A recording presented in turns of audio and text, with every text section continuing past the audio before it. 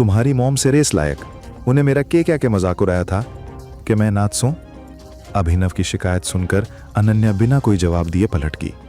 कुछ देर की खामोशी के बाद उसने फिर धीमे से कहा, विश्वास को ने उंदा कि तुम सिर्फ चाहत के साथ अपने अफेयर ने जस्टिफाई करन खातिर इतना कुछ भला बुरा बोल सकते हो। अनन्या का डाउट अभी भी क्लियर को नया देख के अभिनव ने एक आ भरी और वो दरवाजे की ओर जान लग गया। तुमने जो सोचना है सोच लो, मैंने सारा सच बोल दिया से। मैंने लाइफ में और भी काम से, मैं जा रहा हूं वापस। उसने जाता देख अनन्या फिर उस पे चिल्ला पड़ी, रुक जाओ अभिनव, अभी भी यो बात खत्म कोने हुई से। तुमने आज कोने तो कल जवाब देना ही पड़ेगा, रुक जाओ। अनन्या ने उसने रोकने की पूरी कोशिश करी, लेकिन अभिनव बिना कुछ कहे कैबिन का दरवाजा जोर से बंद करके वहां से निकल चुका था। अनन्या उसके पीछे पीछे बाहर आना चाहती थी, लेकिन फिर उसने सोचा कि अगर ऑफिस वाले यो सब देख लेंगे तो उसका मजाक उड़ाने लग जाएंगे। वो वैसे भी कंपनी में काफ़ी ऊंची पोजीशन पे थी और उसने हर वक्त अपने स्टाफ के सामने प्रोफेशनलिज्म मेंटेन करके ही चलना पड़ता था। गुस्से में चलता हुआ अभिनव एलेक्स कॉरपोरेशन से बाहर आया और अपनी गाड़ी में जाके बैठ गया। उसने अभी भी यो सवाल खटका रहा था कि आखिर वो फोटो खींचण वाला और भेजण वाला आदमी था कौन। ड्राइव करते हुए उसने अपना फोन निकाला और चाहत का नंबर डायल कर दिया। हेलो अभिनव। जल्दी फोन की दूसरी साइड से एक चहकती सी आवाज आई, चाहत तुम्हारी अनन्या से कुछ बात हुई के? कल जिम में किसी ने हमारे फोटो खींच के उसने भेज दिए से। अब उसे लग रहा है कि हम दोनों रिलेशनशिप में से।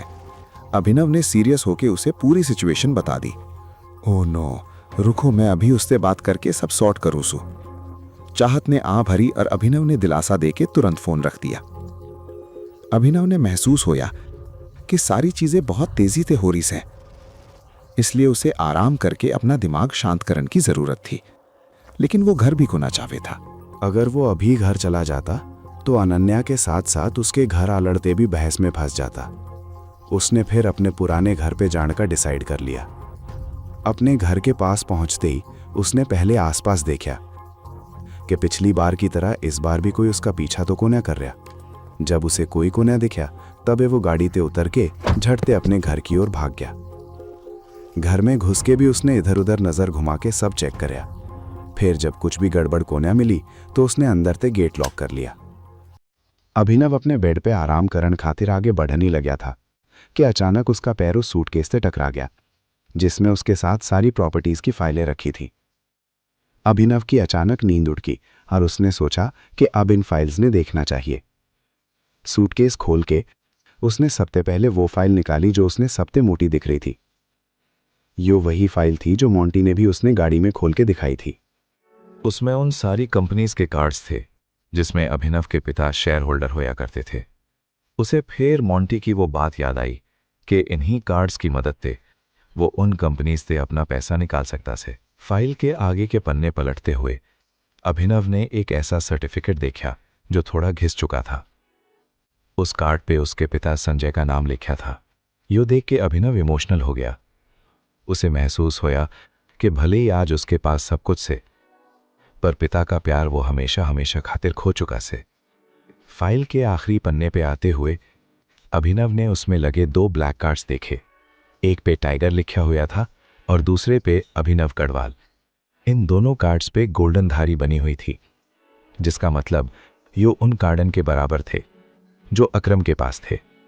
हालांकि अभिनव ने मोंटी ने पहले ही इन सबसे कीमती डायमंड कार्ड दे दिया था, लेकिन जब अभिनव ने एक बार फिर उन कार्डा ने गौर से देखा तो उसने एहसास होया कि यो पैसे निकालने वाले कार्ड्स को न थे, बल्कि यो एक्सेस कार्ड्स थे।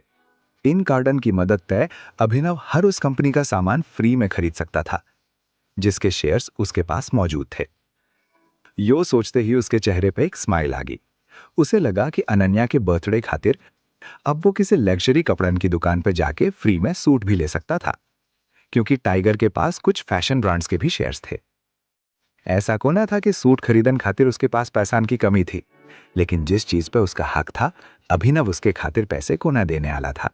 हालांकि फिर उसने यो भी सोचा कि उसके और अनन्या के बीच उसके बर्थडे तक सब कुछ ठीक भी होगा या कोन्या, जो कि अगले ही हफ्ते आवन वाला था। कार्ड्स की फाइल वापस रख के अभिनव ने शेयर्स की एक फाइल निकाली और उसे खोलते ही पहले पन्ने पे उसने एक ऐसी कंपनी का नाम देखा जिसे देखते ही उसके होश उड़ गए। पूरी कहानी सुनने खातर डाउनलोड करो पॉकेट FM ऐप इब्बे। लिंक नीचे डिस्क्रिप्शन में है।